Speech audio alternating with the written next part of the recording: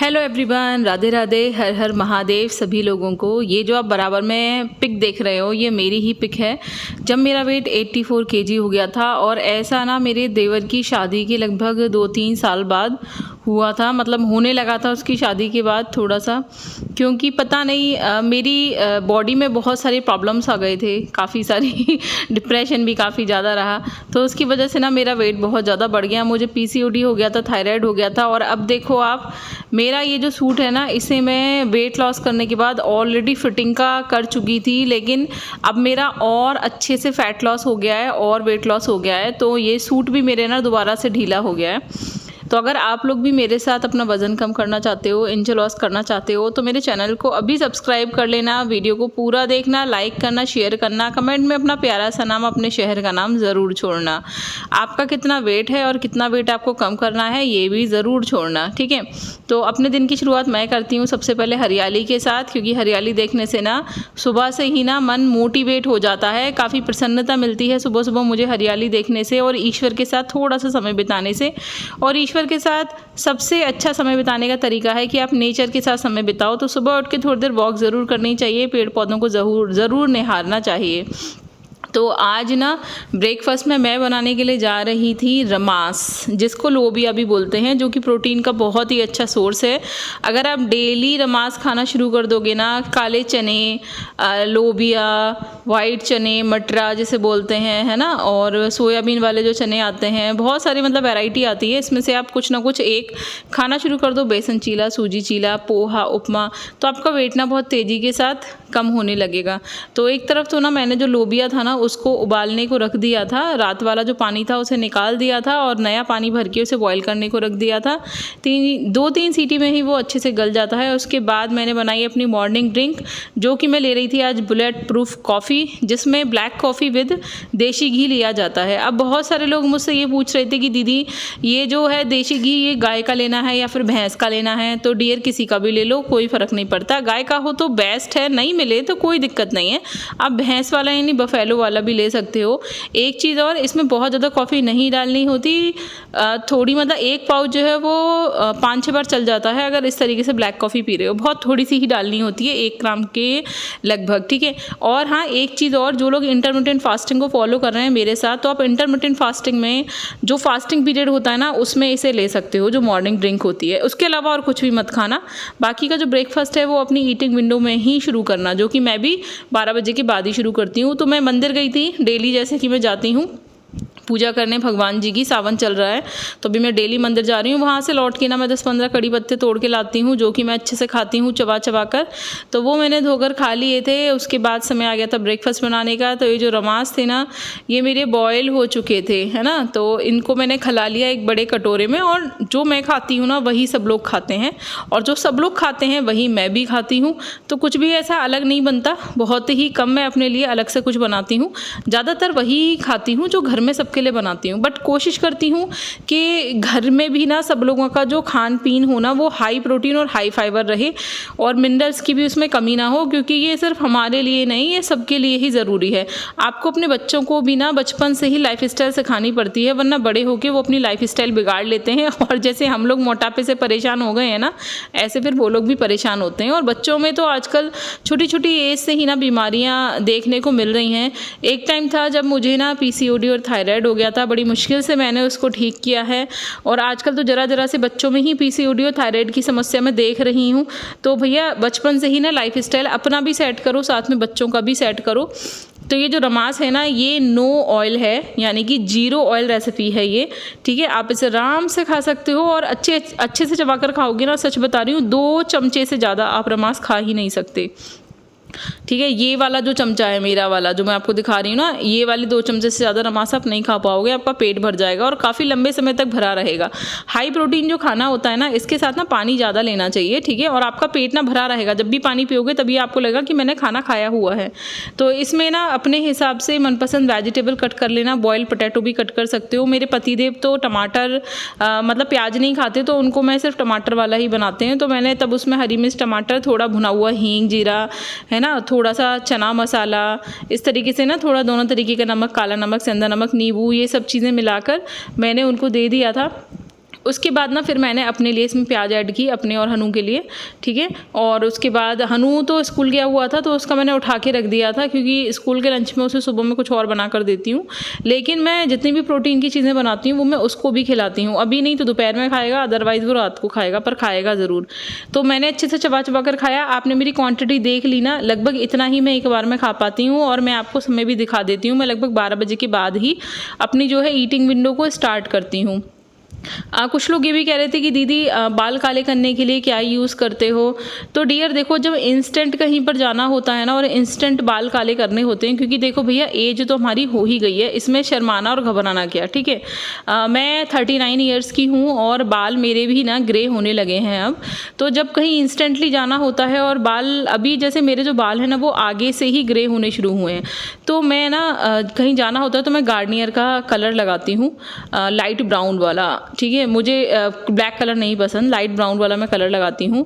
और जब कहीं नहीं जाना होता ना तो मैं एक तेल बनाती हूँ डेली यूज़ के लिए भी, जिससे कि मैं लगभग ना 5-6 महीने में एक बार ही डाई का यूज़ करती हूँ। जब फंक्शंस आते हैं बहुत सारे तब मैं बता रही हूँ, वो जो हेयर कलर है गार्नियर का वो मैं तभी यूज़ करती हूँ। साल में 1 या 2 बार ही मैं उसे यूज़ करती हूँ। अदरवाइज़ ना मैं जो ऑयल लगाती हूँ ना वो भी बहुत ही अच्छा है। तो मैं भी ऑयल बनाऊँगी तब मैं आपको उसकी रेसिपी शेयर कर दूँगी कि वो कैसे बनेगा ऑयल। आप लोग बनाना, बहुत ही अच्छा रिजल्ट है। जिनके बाल टूट रहे हैं, झड़ रहे हैं, हल्के हो गए हैं, बालों में डंडफ है या कोई भी समस्या है, एचिंग वगैरह भी है ना, वो सब बिल्कुल ठीक हो जाएगा। ग्रे हेयर भी ना धीरे धीरे करके काले हो जाएंगे। तो मैं आपको बताऊंगी कि इसे कैसे बनाना है और कैसे लगाना है, तो उस वाली वीडियो का वेट करना, ठीक है। अभी दोपहर की ना खाने की तैयारी कर दी थी मैंने, और खाने में मैंने आज बनाई थी लौकी की दाल।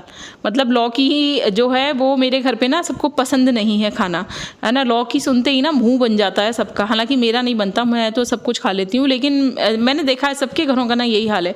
लौकी तोरई सुना नहीं और सबका मुंह बना नहीं। आप लोग भी बताना, आप लोगों के घर में लौकी तोरई पसंद है सबको या फिर सब लोग मुंह बना बना के खाते हैं। मेरे घर पे तो सभी लोग मुंह बना बना के ही खाते हैं। तो मैंने ना उसे टमाटर में और एक आलू भी मैंने उसमें डाल दिया था और टमाटर में मैंने उसे फ्राई किया था, तो लौकी बहुत ही ज़्यादा टेस्टी बनी थी। लौकी को देखकर पहले सबने मुँह बनाया, लेकिन जब खाया ना तो बहुत अच्छी लगी और आराम से सारी लौकी ख़त्म भी हो गई, है ना। तो मैंने आटा भी मल दिया था, लौकी भी बना ली थी, और मैं बना रही थी ताज़ी पुदीने के पत्तों का तड़के वाला जो है रायता। मेरे घर में यही सबको पसंद है और ये वाला रायता बना देती हूँ ना तो सब खा लेते हैं, वरना फिर सब लोग मीठे दही के पीछे भागते हैं, यानी कि बूरे वाला दही। अब ज़्यादा मीठा खिलाना भी ना ठीक नहीं है, इसीलिए मैं ये पुदीने वाला तड़के का रायता बनाती हूँ, जिससे डाइजेशन भी अच्छा हो जाता है और खाना पच जाता है आराम से, ठीक है। तो आप लोग भी इसे ज़रूर ट्राई करना। मैं बहुत बार इसे दिखा चुकी हूँ कि मैं इसे कैसे बनाती हूँ, बहुत ही ज़्यादा यम्मी और डिलीशियस बनता है। उसके बाद नाश्ता करने के बाद ना लगभग 1 घंटा मुझे हो गया था, तो इतनी देर में मैंने खाने की तैयारी की। फिर मैं अपना ये चूरन लेकर बैठ गई थी, जो कि मैं सुबह के नाश्ते और दोपहर के खाने के बाद खाती हूँ। मैंने इसमें छोटी वाली चम्मच डाल रखी है, पान पराग वाली, उस वाली चम्मच को मैं एक बार की 1 चम्मच भर के चबाकर और पानी से सटक लेती हूँ। देखो मेरे फेस का ग्लो भी ना बढ़ता ही जा रहा है। आप लोगों ने कभी गिरगिट देखा है? हमारे घर में ना पिछले 4 दिनों से ये एक गिरगिट आ गया है। आप लोगों को दिखाई दे रहा है, तुलसा जी की जो 2 नंबर वाली बाल्टी है उसमें वो बैठा हुआ है। मैं इसको जूम नहीं कर सकती क्योंकि ये जूम नहीं हो रहा और ज़्यादा पास से जाने पे ना मेरे को डर लग रहा है। तो आप ज़रा ध्यान से देखो, नोटिस करके, आपको इसकी आंखें देखो इधर उधर घूम रही हैं। आप लोगों को दिख रही हो तो गौर से प्लीज़, थोड़ा मैं जूम नहीं कर पा रही क्योंकि ये मोबाइल का ही कैमरा है और मैं लैंडस्केप में बना रही हूँ, तो ये जूम नहीं हो सकता इससे ज़्यादा। पास जाने में ना मुझको थोड़ा सा डर लग रहा है क्योंकि काफ़ी बड़ा है और ये ना अपना कलर चेंज कर रहा है और ये मुझे ही देख रहा है, ऐसा लग रहा है मुझको। अभी नहीं, थोड़ी देर पहले येलो कलर का था जब इधर वाली बाल्टी में बैठा था, पहली वाली में, और अब ये तुलसा जी की दूसरी वाली बाल्टी में शिफ्ट हुआ। ये धीरे धीरे ना अपना कलर चेंज कर रहा है, हल्का हल्का ग्रीन हो गया और ये मुझे ही देख रहा है कंटिन्यूस, इसकी आंखें मेरी ही तरफ हैं। आप लोग बताना गिरगिट का आना घर में शुभ होता है या अशुभ होता है?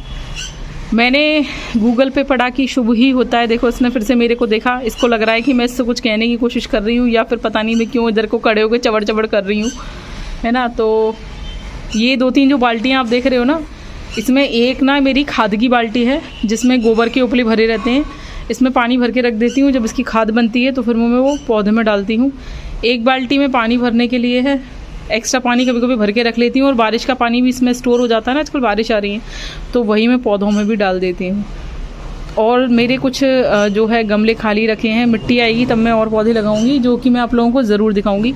अभी आप लोग फ़िलहाल मुझे ये बताना कि गिरगिट का घर के अंदर आना शुभ होता है या अशुभ, 4 दिन हो गए हैं इस वाले गिरगिट को आए हुए, पता नहीं कैसे आ गया है। पहली बार ही हुआ है ऐसा, हम लोगों को 9 साल हो गए इस वाले घर में रहते हुए, बट पहली बार ही हुआ है ऐसा।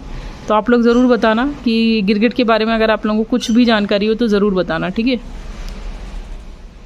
उसके बाद बारी आ गई थी एक्सरसाइज करने की। अभी मैंने खाना नहीं खाया, मैं आपको बता दूं, ब्रेकफास्ट ही किया हुआ। ब्रेकफास्ट किए हुए मुझे लगभग 2 घंटे हो गए थे, तो मुझे अपना पेट खाली खाली फील हो रहा था, तो मैंने सोचा चलो एक्सरसाइज कर लेते हैं। तो मैंने टीवी पर लगाया। वैसे तो मुझे ना जो एक्सरसाइज याद रहती है ना वो मैं कर ही लेती हूँ, बट मैंने सोचा कि चलो टीवी पर लगा कर कुछ करते हैं। तो मैंने एक चैनल का जुम्बा वर्कआउट लगाया यार, लेकिन मैं परेशान हो गई। वो एक ही एक्सरसाइज को बार बार कराए जा रहे थे और फिर मेरे हाथ पैर दुख गए क्योंकि मेरा ना दोपहर से ना थोड़ा सा बीपी लो सा हो रहा था, पता नहीं क्यों।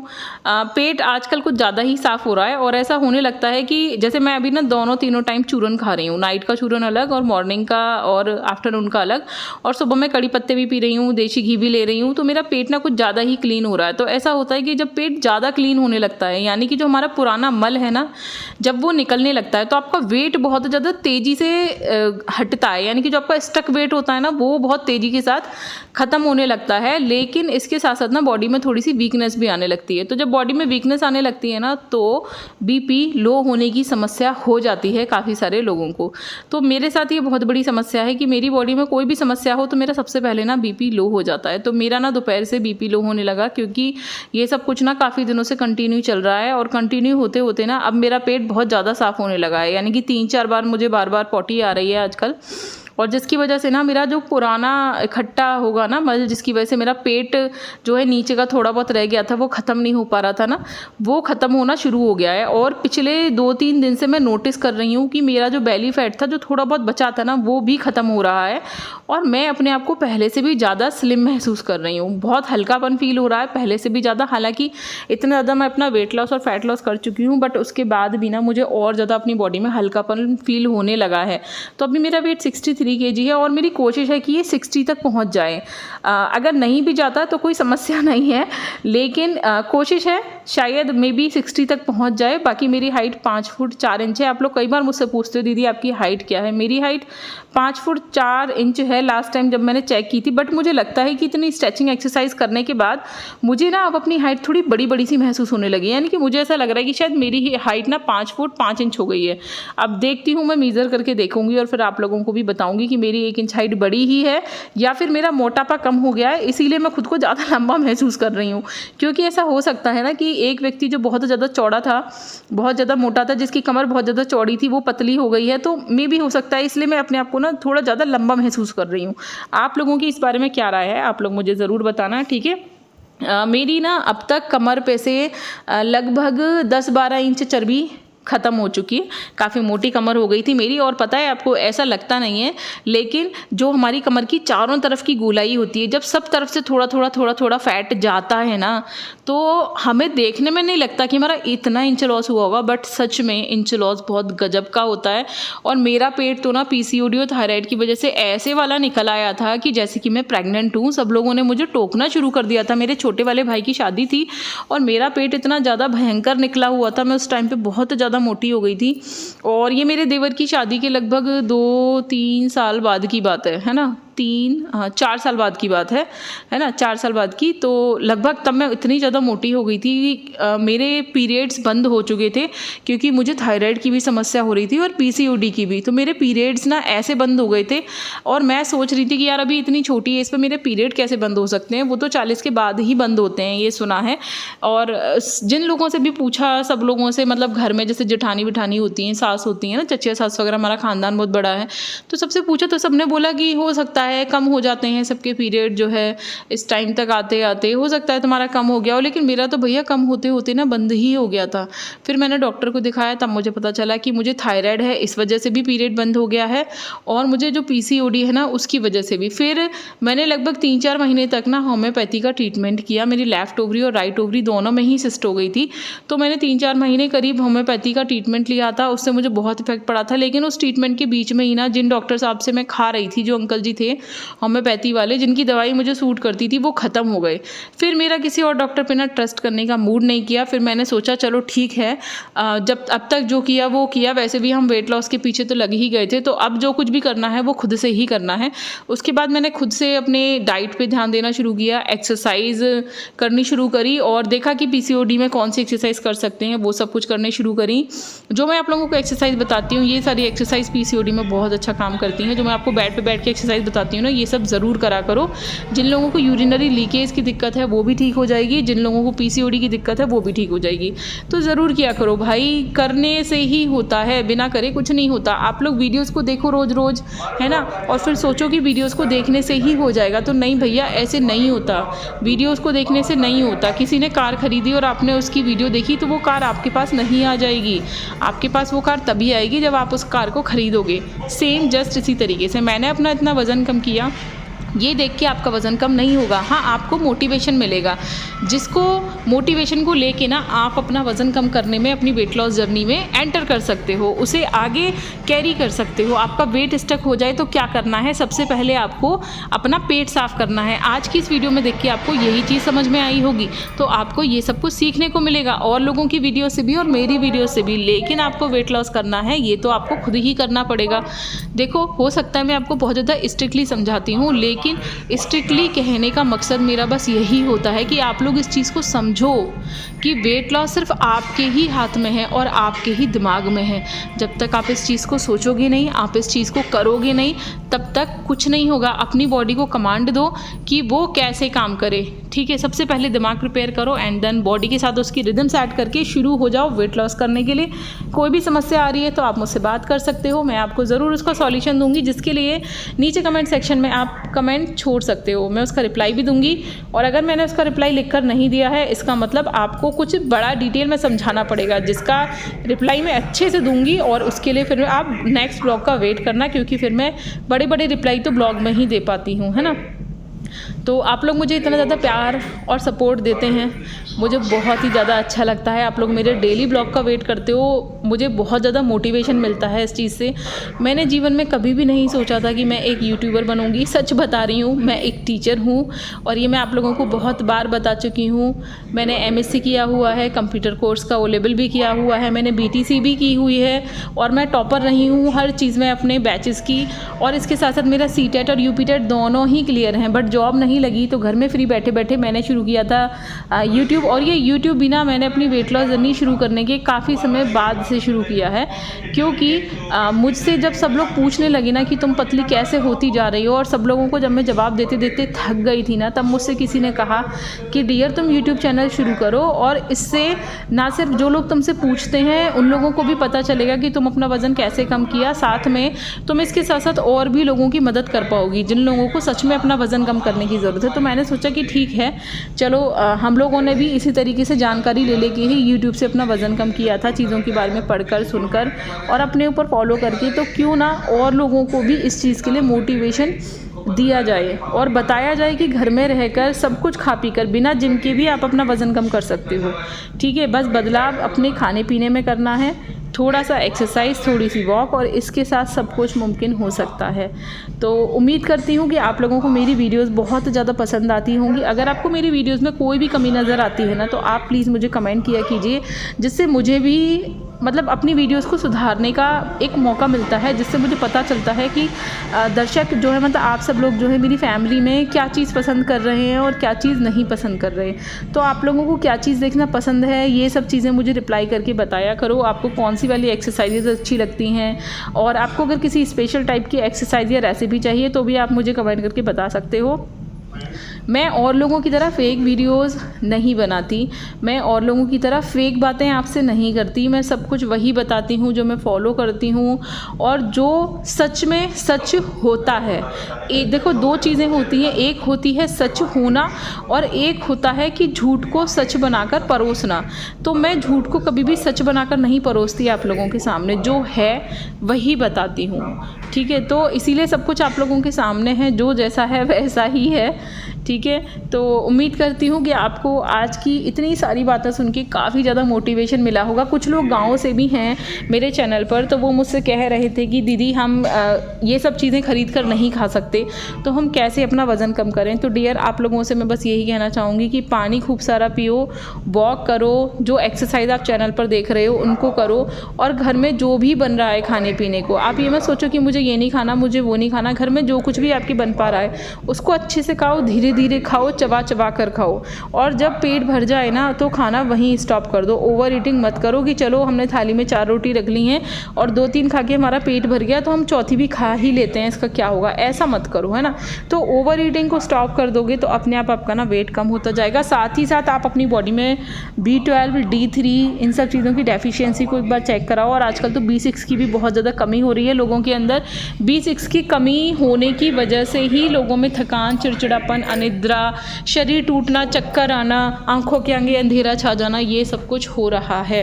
और B6, B12, B9, B complex का जो भी है वो सब कुछ आपको मिलेगा चावल से। लेकिन मैंने देखा है बहुत सारे लोग वेट लॉस जर्नी में चावल खाना ही छोड़ देते हैं। तो भैया, जब चावल खाना छोड़ ही दोगे तो फिर आपको बाहर से दवाइयाँ तो खानी ही पड़ेंगी। आपको पता है साउथ में चावल खाना कंपलसरी है, और साउथ में तो चावल फर्मेंटेड करके खिलाया जाता है छोटे से छोटे बच्चों को भी। और आप सबकी स्किन देखो, सबके बाल देखो, और सबकी हेल्थ देखो कितनी ज़्यादा शाइनी होती है, कितने अच्छे उन लोगों के बाल होते हैं, उन लोगों के फेस पे कितना ज़्यादा ग्लो होता है, और अपना शरीर अंदर से कितना ज़्यादा शुद्ध होता है। तो बस आपको ना चावल को नहीं छोड़ना, आपको बीमारी से लड़ना है, बीमार से नहीं लड़ना आपको। तो आपको चावल खाना नहीं छोड़ना, आपको रोटी खाना नहीं छोड़ना, आपको कुछ भी खाना नहीं छोड़ना। बस आपको चीज़ें बदलनी हैं। वो सब कुछ जो आप पहले खाते थे वो आपको अब भी खाना है, लेकिन उसके साथ साथ आपको हर बार के खाने में फल और सलाद को ऐड करना है ज़्यादा, जितना आप कर सकते हो। जो लोग नहीं कर सकते उनके लिए कोई कंपलसरी नहीं है, लेकिन जो लोग कर सकते हैं वो लोग ज़रूर करें, ठीक है। ज़रूर असर पड़ेगा और बहुत ही अच्छा असर पड़ेगा। तो एक्सरसाइज करने के बाद फिर मैं आ गई थी अपनी थाली लगाने के लिए। और देखो, ये जो मैं आपको तरीका बता रही हूँ ना, ऐसे ही आपको अपनी थाली लगानी है। आधी थाली में फ्रूट्स भरने हैं और सब्जियाँ भरनी हैं, और 1 रोटी लेनी है, और अगर रायता, दही कुछ आप लेना चाहते हो तो वो लेना है। पहले फल खाने हैं अच्छे से चबा चबा के, देन फिर खाना खाना है। और जो रात का डिनर था ना, वो मैंने पिया था प्रोटीन शेक। बहुत सारे लोग मुझसे पूछ रहे थे कि दीदी कौन सा वाला प्रोटीन लेते हो आप।